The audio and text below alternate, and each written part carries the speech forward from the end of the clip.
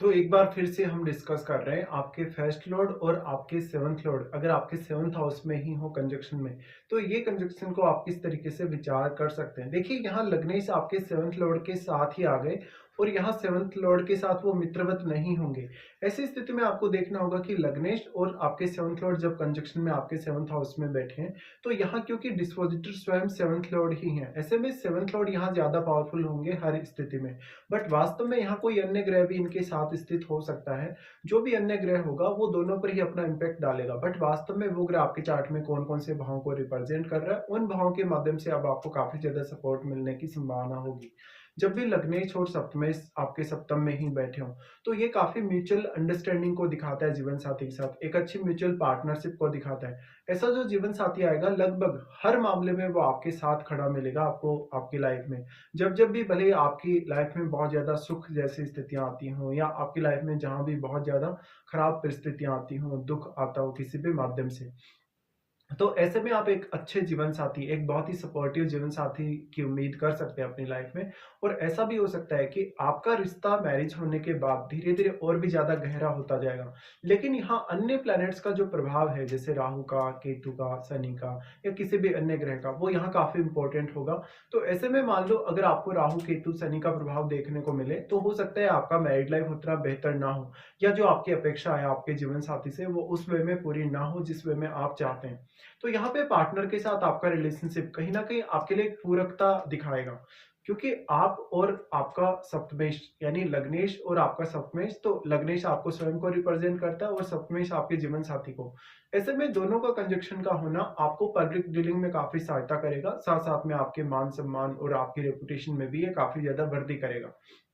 लेकिन यहाँ किसी भी अन्य ग्रह का साथ में अगर प्लेसमेंट है, तो आपको ये देखना चाहिए कि वो आपका जो ग्रह है, तीसरा जो ग्रह यहाँ बैठा है, वो आपके चार्ट में कौन कौन से भावों को रिप्रेजेंट कर रहा है। अब उन भावों के माध्यम से आपको काफी हद तक अपने रिश्ते को आगे बढ़ाने के लिए सपोर्ट मिल सकता है। तो इस कंजक्शन के होते हुए मैरिज होने के बाद अब अपने कैरियर, अपने आर्थिक मामलों में, अपने रिलेशनशिप के हिसाब से और अपने बिजनेस रिलेटेड मामलों में काफी बड़ा एक चेंज देखेंगे। ऐसे में अब इन ग्रहों का जो प्रभाव है वो आपके चार्ट में कौन कौन से भावों पर है, उन भावों के मामले में आपका जीवन साथी आपको बेहद ही सपोर्ट कर सकता है। साथ में यहाँ पर कोई भी अन्य ग्रह अगर इनके साथ बैठा है, तो वो ग्रह जिस भी प्लैनेट के साथ बेहतर रिलेशन रखेगा, उस प्लैनेट को काफ़ी ज़्यादा यहाँ बल मिलेगा।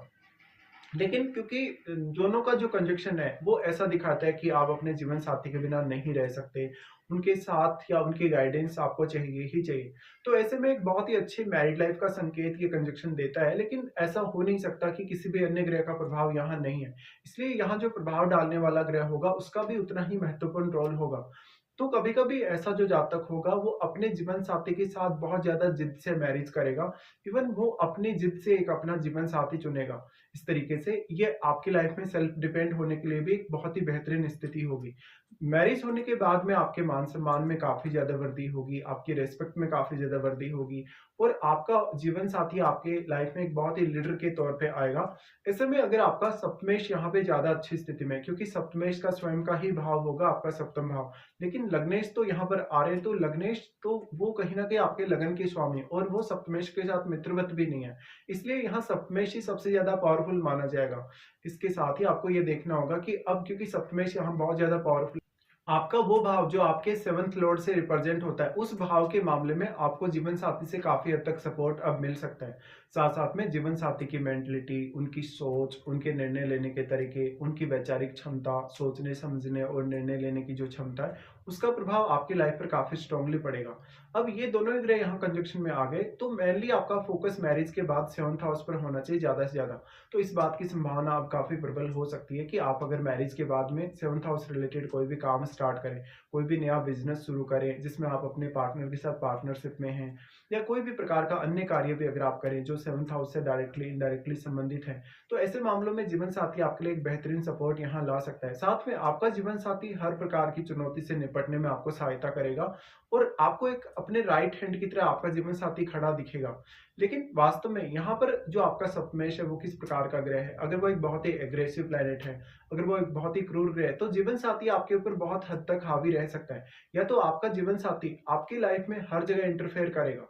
इसके साथ ही मान लीजिए अगर आपका सेवंथ लॉर्ड किसी भी अन्य भाव का स्वामी हो, तो उस भाव से संबंधित मामलों में भी आपका जीवन साथी आपकी लाइफ में काफ़ी ज़्यादा इंटरफेयर कर सकता है। बट म्यूचुअली अगर देखा जाए तो ये कंजंक्शन काफ़ी अच्छा साबित होगा ज़्यादातर स्थितियों में। बट ये कंजंक्शन में आपका जीवन साथी लगभग आपको ओल्ड एज में भी काफ़ी ज़्यादा सपोर्ट करता हुआ नज़र आएगा।